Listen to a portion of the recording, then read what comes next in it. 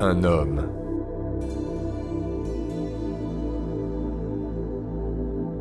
Une ville.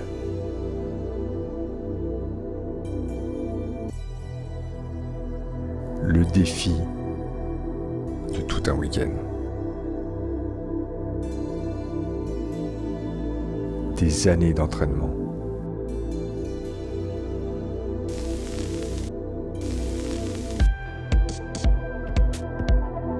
Une course.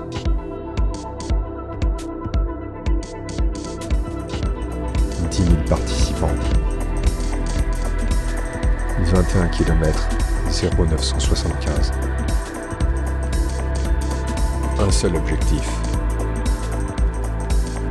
Ne pas passer la ligne d'arrivée en moins de 1h45.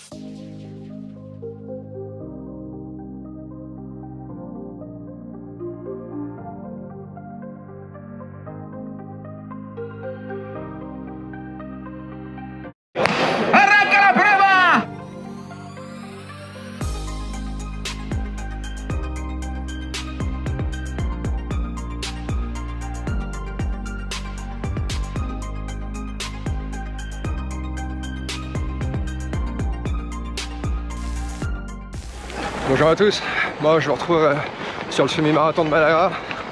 Ça fait à peu près 1,5 km qu'on est parti. J'ai pas pu vous parler avant parce qu'il y avait trop de bruit. Avec le départ c'était pas facile. Donc, je me suis inscrit il y a pas longtemps et l'idée en fait c'était quand même de courir un peu plus fort. Mais vu que je suis dans une période où l'idée c'est d'essayer de faire baisser mon seuil aérobie. Donc voilà, en fait du coup là je me promène. Ça me permet de vous parler, faire un petit peu de contenu et l'idée ça va être de finir ça avec des splits de 5 minutes flat pendant toute la course, donc 1h45, puis je vais vous emmener avec moi durant la course. Allez. Alors, ce qui est assez marrant du coup, parce que bon je suis pas vraiment dedans, c'est vraiment plus un entraînement long qu'autre chose, c'est que ça permet de regarder tranquillement ce qui se passe autour de soi. Et là je regardais justement mes données.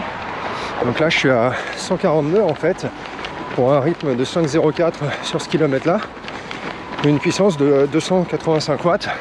Ça monte un petit peu, hein, c'est pour ça. Mais en gros c'est assez marrant parce que là normalement je devrais être à 127, 128, donc j'ai à peu près 10-12 battements par minute en plus. Je pense que clairement c'est davantage dû au voilà, à l'adrénaline, même si je suis pas là pour faire un temps. Forcément il y a toujours un peu d'excitation, c'est toujours assez cool de participer à une course, donc c'est assez marrant de voir comment le corps réagit.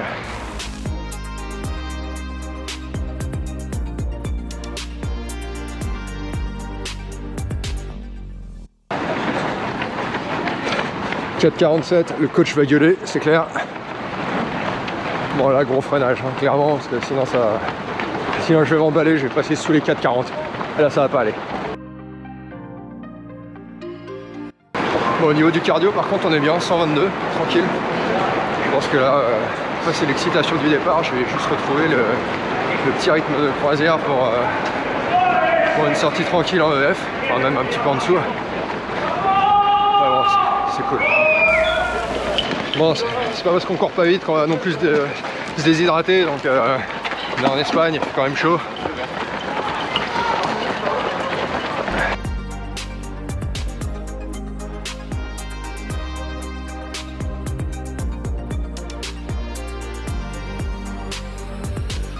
Monaco!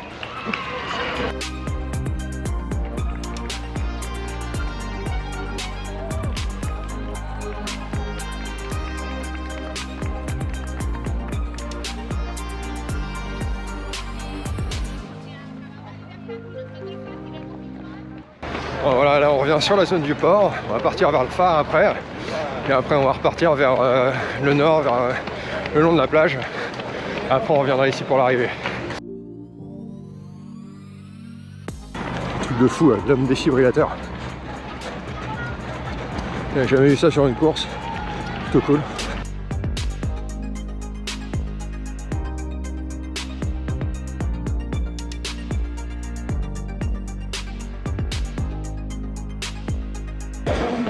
Allez, 10e kilomètre, ouais, c'est le moment.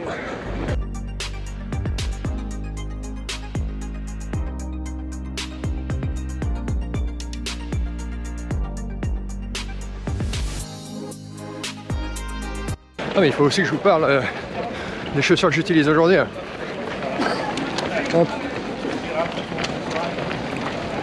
Alors c'est les Nike Flyzoom 4. Un gros fan des Flyzoom 3 mais qui se font plus. Ils ont été remplacés par celle-là. Et je crois que la sortie la plus longue sur laquelle je l'ai utilisée, ça devait être 10 km tranquille. Donc là on a passé les 10K. Donc c'est la plus longue aujourd'hui. Ils sont super confortables. Ils ont un chausson qui est vraiment bien, sur le même style que les Alpha Fly ou les Tempo, vraiment confortable.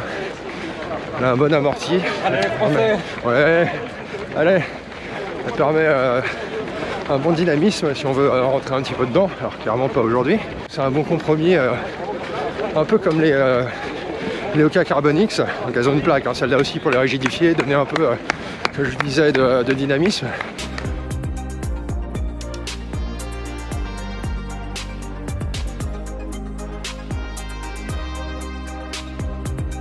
Bon là il reste à peu près 3 km, on vient de passer le km 18.